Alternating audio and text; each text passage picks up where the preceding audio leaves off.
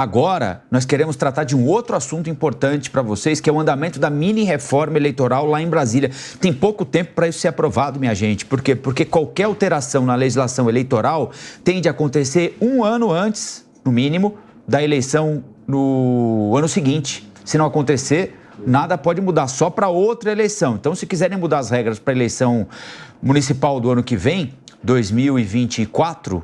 a mudança tem de acontecer nessa semana aqui. Se não acontecer agora, nunca mais. Sobre esse assunto, a gente vai conversar com o professor de Direito Eleitoral e Constitucional do IBMEC São Paulo, Clever Vasconcelos. Professor, bom dia. Obrigado pela entrevista aqui para a Jovem Pan. Eu que agradeço a oportunidade. Bom dia. Eu queria entender do senhor, por que essa mini-reforma eleitoral parece deu uma travada? O senhor acha que alguma resistência da sociedade civil que há, especialmente com alguma dificuldade para a gente controlar a prestação de contas de partidos políticos, com anulação de multas que são aplicadas por uso indevido do dinheiro público para fazer campanha eleitoral, o senhor acha que isso está fazendo o pessoal botar a mão na cabeça, pelo menos no Senado, ou seria otimismo demais da minha parte, professor? Vamos lá. A mini-reforma, eu sempre falo, de mini não tem muito, porque ela atua em 3 flancos, em 3 partes. É uma reforma que envolve uma PEC, uma proposta de emenda constitucional. Também tem uma reforma que envolve uma lei complementar e outra que envolve lei ordinária. E nessa que envolve lei ordinária, tem mudança no Código Eleitoral, na lei dos partidos políticos e na lei das eleições, para você ver o tamanho da mini-reforma eleitoral. Agora, a resistência, como você me pergunta, do Congresso Nacional, é sobre o ponto específico que envolve a PEC, a emenda constitucional. Qual que é? A anistia das multas aos partidos políticos e candidatos que não cumpriram as medidas estabelecidas na legislação em vigor.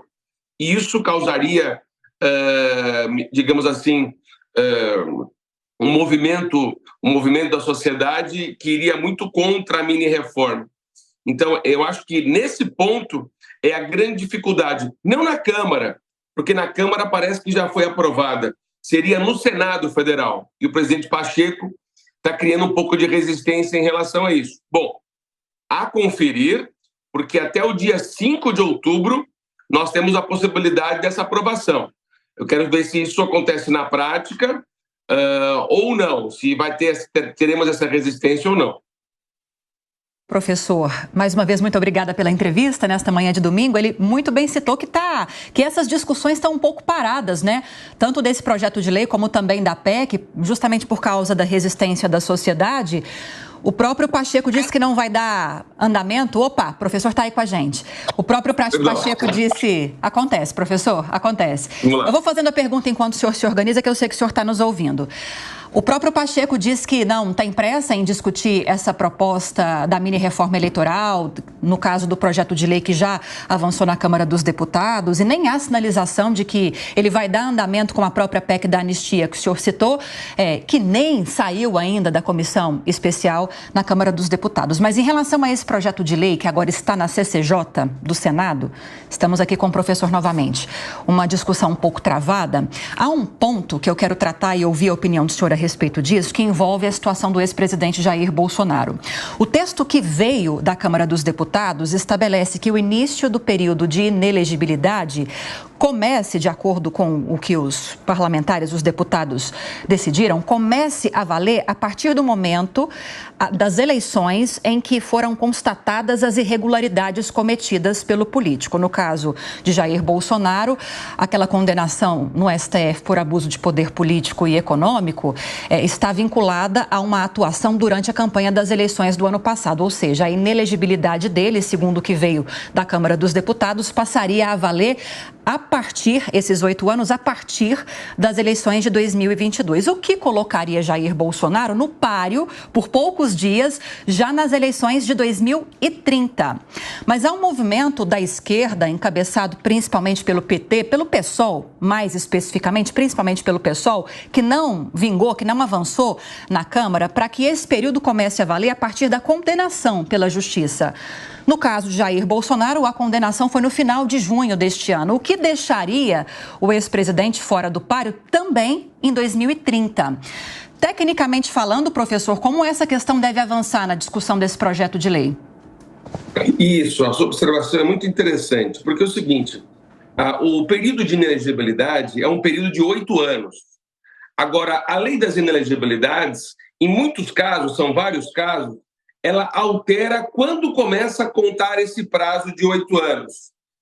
Hoje, esse prazo de 8 anos, ele contaria a partir da eleição, ou seja, a eleição que deu causa ao abuso. Caso o texto seja aprovado, não tenha essa modificação, o ex-presidente Jair Bolsonaro poderia ser candidato em 2030. Agora, se for feita a alteração nesse sentido, ou seja, que a inelegibilidade passaria a contar a partir da data da decisão, esse prazo de 8 anos se estenderia mais para frente. Isso acontece em muitos pontos da lei das inelegibilidades. Isso vai alterar um pouco. O benéfico, por ponto de vista do candidato, é que sempre o prazo será 8 anos. Não poderá ser maior do que 8 anos. Hoje, na legislação, nós temos algumas imperfeições, onde esse prazo pode superar, em alguns casos, até 8 anos.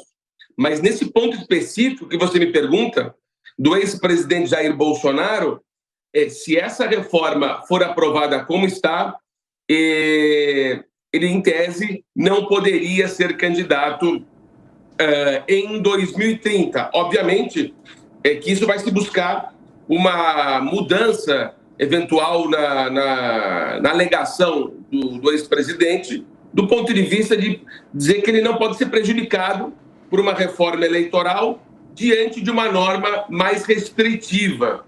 Isso vai depender do Tribunal Superior Eleitoral aprovar ou não eventual candidatura dele em 2030. Então, esse é o ponto. Você tocou num ponto muito importante. Professor, o Vilela tem uma pergunta ao senhor também. Vilela. Professor, bom dia, satisfação falar contigo. Professor, naturalmente, os pontos de mudança do projeto de nova lei, da mini-reforma eleitoral, ele acaba chamando a atenção os pontos negativos. Mas acredito eu que existam pontos positivos. Se o senhor puder escolher um ponto que o senhor entenda que somaria de forma positiva para o processo eleitoral, qual o senhor escolheria? Vamos lá. A mini-reforma, que eu chamo de grande reforma eleitoral, ela simplifica o processo eleitoral. Vamos lá. Qual é o ponto interessante que eu vejo aqui? Alguns pontos interessantes. Primeiro, a campanha eleitoral será 15 dias maior. A campanha eleitoral começa... Hoje, a campanha eleitoral ela começa dia 15 de agosto. Perdão, dia 16 de agosto. Agora, com essa mini-reforma, se ela for aprovada, a campanha eleitoral começará dia 1º de agosto. Ou seja, teremos um período maior de 15 dias de campanha eleitoral. Isso poderá dar ao candidato uma maior proximidade com o seu eleitor. Outro ponto positivo é em relação à prestação de contas. Hoje, nós temos 2 períodos de prestação de contas de campanha. Um durante a campanha e outro depois da campanha. Isso dificulta muito a vida do candidato, porque ele tem que se organizar de maneira contábil para fazer essa prestação de contas durante a campanha eleitoral. Eu acho, do ponto de vista prático, que a simplificação de se fazer a prestação de contas depois da campanha é melhor, tanto para o candidato quanto para a justiça eleitoral. Outro ponto que eu vou destacar, se você me permite mais um ponto, é as candidaturas femininas. Como é que é hoje? Hoje, a lei estabelece que as candidaturas devem ser no máximo de 70% para um sexo e no mínimo de 30% para outro.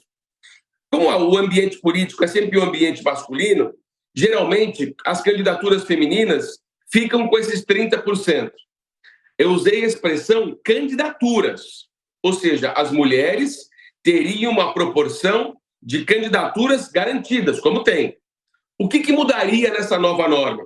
Nessa nova norma mudaria o seguinte: as mulheres não teriam mais candidaturas garantidas femininas. as mulheres teriam cadeiras no parlamento já garantidas. Essas cadeiras seriam, em 2024, no patamar de 15%, e em 2024, 15%, e em 2026, 20%. Ou seja, nós teríamos vagas no parlamento para as mulheres e não mais vagas nas candidaturas. Esse é um ponto da PEC. Isso está atrelado à anistia, ou seja, o Congresso Nacional, se aprovar isso, aprova a anistia também. Ou seja, é um caminhão que carrega duas cargas, uma carga positiva e uma carga negativa. É o combo, né? Compre um e leve dois.